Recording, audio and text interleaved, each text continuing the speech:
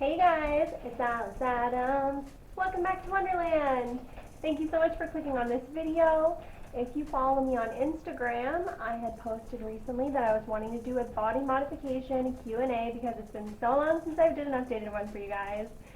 And a few of you gave me some really good questions in the comment section. To not miss the next time, please follow me on Instagram. It's just at Alice Addams on Instagram. If you hear any growling, creaks and cricks and running and things like that, I have lots of dogs that like to walk around, and I'm in my basement right now, so their footsteps or paw steps are amplified. I don't love a long intro, so let's just get right to the chase. So our first question comes from Liam. Hey! Out of all the tattoos / piercings you have, which one was the most painful or uncomfortable? It would have to be a tie between my scalp and my neck. Now I don't have like tattoos all over my head or anything, but as you can see from this tattoo, it reaches all the way around to the back. I'm probably totally showing my extensions right now, but I don't really care. I had an undercut at the time, so we had put like the finishing parts of the tattoo up onto my scalp at the back of my nape of my neck, and that was absolutely horrible. I would probably describe it as a cheese grater, like grating the flesh off of my head. But yeah, my neck just in general was the most painful out of all of my tattoos, and I have a lot of them at this point. But some runners up would be my ribs, which I don't have finished yet, but just the outline. I have a piece that goes like from my armpit all the way to my hip, and I've been procrastinating getting that finished for 5 years now because it was so crappy. But I feel like ribs being uncomfortable is not a surprise. The temple was weird, I'm not gonna lie. Like, it wasn't painful, but it was uncomfortable because I could feel my eyeball jiggling and my, like, I don't know, my skull vibrating. It was a very weird, uncomfortable tattoo. Anywhere on the hands is uncomfortable. Like the top of the hand is really super awful because the skin is so thin. Pretty much anywhere there's thin skin, that's where it's going to really suck. And the fingers feel like little steak knives being just scratched right into you, so that's fun. Same type of thing with my toes. I have a few toe tattoos, which I can do a tattoo diary about. If you want that, comment below. Thanks so much for your question, Liam. I really appreciate that. Moving on to our next question, Robert asks, when did you think to change your appearance with piercings and tattoos? Unlike the last question, I really had to sit and think about this, and I probably spent like at least 30 minutes really tracing this back because I want to give you a very honest and answer that is in depth. So it all started when I was 13. I had wanted like an industrial piercing or a helix. Oh my gosh, my helix I pierced in grade 8 when I was 13 at a sleepover with a safety pin. Please don't do that at home. It got horribly infected and my ear could have folded in half or fallen off. So definitely don't do that. But the industrial though I did get professionally done, but unfortunately it also had lots of complications. So yeah, but that was sort of my dipping the toes into the world of body modification. By age 14, I started talking about tattoos specifically more. I was really into MySpace between the ages of 12 and 14. Well, let's be honest, probably 12 and 16. And there were a lot of like scene queens on there that I really idolized that had lots of tattoos. I know that I've shouted her out in the past, but Hanny Dropkick was one of my favorite scene queens.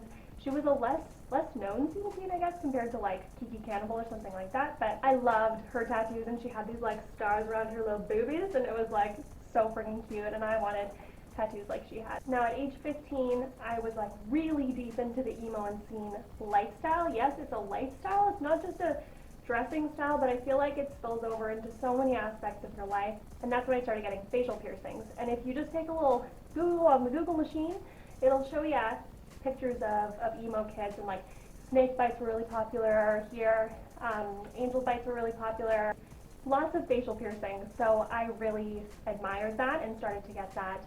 My first facial piercing was a little hoop on the side of my nose.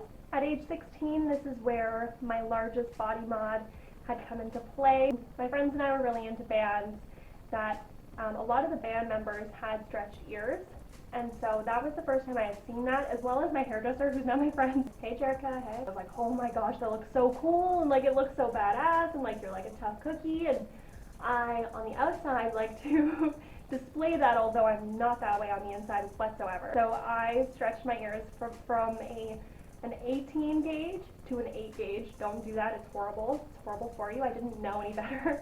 I went to a random store and bought an acrylic taper. Oh, so bad. And then it just snowballed from there.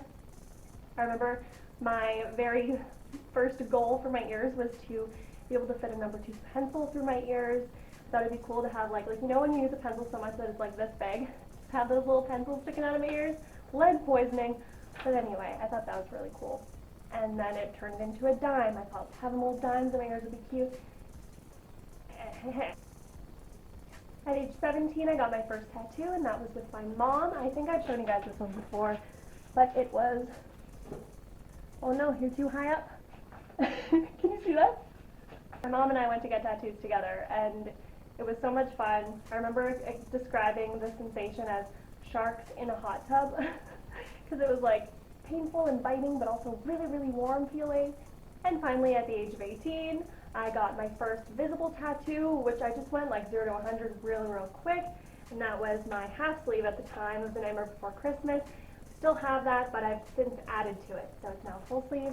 And at the end of the day, it is your body and do what you want, but I wanted to wait until A, I was 18, because you're an adult legally, and B, until I knew what career I was going to go in, because as much as it sucks and it shouldn't be this way, there are unfortunately still some careers where you can't have visible tattoos, which I'm hoping we can change. We're slowly changing that, but so as a hairstylist, I have an artistic career, and therefore I can have visible modifications. So whatever you decide to do, I respect that. Told you I was going in depth. Thanks so much for your question, Robert. I feel compelled to call you Robbie for some reason. Our next question comes from Steven. Steven, do you remember those videos? How much do you think you've spent on your tattoos over the last few years? This is another one that I really had to sit and think about. I'm really lucky because sometimes I can trade service for service with the artists that I've seen, as in like, hey, I'll do your hair in exchange for a tattoo, or I'll do your significant other's hair, your children's hair, blah, blah, blah, blah, in exchange for the cost of a tattoo. So this may be an unrealistic total. So the total that I've come up with is approximately $6,200. I could use that right now for a lot of things, but I don't regret it whatsoever because this is part of me looking the way that I feel on the inside and like really bringing my authentic self to the surface. Thanks so much, Steve, Robbie. And the last person to ask me questions asked a few questions. So hey, Carrie, looking at you. Thanks for stopping by. Thanks for asking me lots of questions. It really allowed me to have enough questions to make this video in a timely fashion. Do you have any pieces you regret? Speaking about tattoos, I don't at all. Like I said earlier, I have 0 regrets. I think that when you get a tattoo, you're committing to have that on you for life. You need to know that before you go into the tattoo, and if you think that you could possibly regret it at all, maybe don't get it, or at least get it small enough to get it covered up. If I had to say one, I would probably say like the word dreamer that I have tattooed across the front of my rib. For the shape of my body and the curves of my body, I wish that I would have gotten that curved instead of a straight line. But it's not really a regret. It's just like, what was your first tattoo? Like I said earlier to Robert's question, it was the roses on my side, and my mom got water lilies on her back. It was a really cute, wholesome thing that we did. Who have you been tattooed by? Thank you for asking this because I really wanted to give these people a shout out. They're all very talented artists and they're all amazing people. If you guys are in Northern Ontario, I highly recommend that you go. I would go through piece by piece, but we'd be here all night, so I look forward to more tattoo diaries where I can fully dive into each specific tattoo, but here's everyone that's tattooed me over the years. Sorry if things are a little bit different. My camera just died, so I just replaced the battery with my second battery. So let's get back into this. Polly and Lefty at Deluxe Tattoo Social Club. I got Jessie Mills at her own private studio, tattoos by Jessie Mills. Lee at Sacred Art. Joel Marin, who is, I think, in between studios right now, so I'll just link everyone's Instagram below so you can check out their work. Jay Rice and Hugh Bastard at Studio 613. And lastly, Carrie Williams. She is in the UK. She did my neck, both sides, and yeah. So like I just said, everyone's Instagrams will be in the description. You should definitely check them out, and if you want to book with them, I believe you can DM them on Instagram. Do you have a favorite piercing?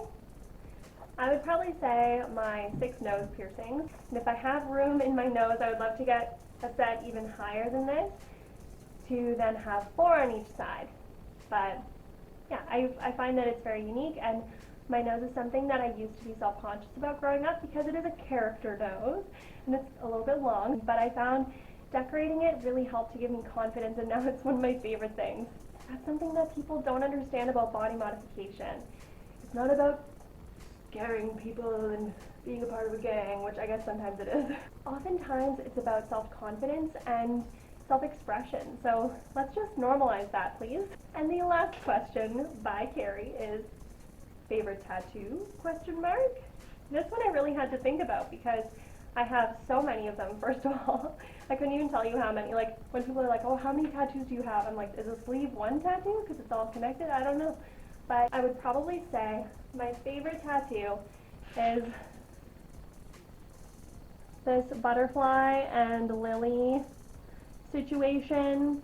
I find it to be so beautiful, and lilies are my favorite flower. Shout out to Joel. So that concludes our Q&A. If you want to like this video, it would mean so much to me, and it would show me that you do enjoy when I make videos like this.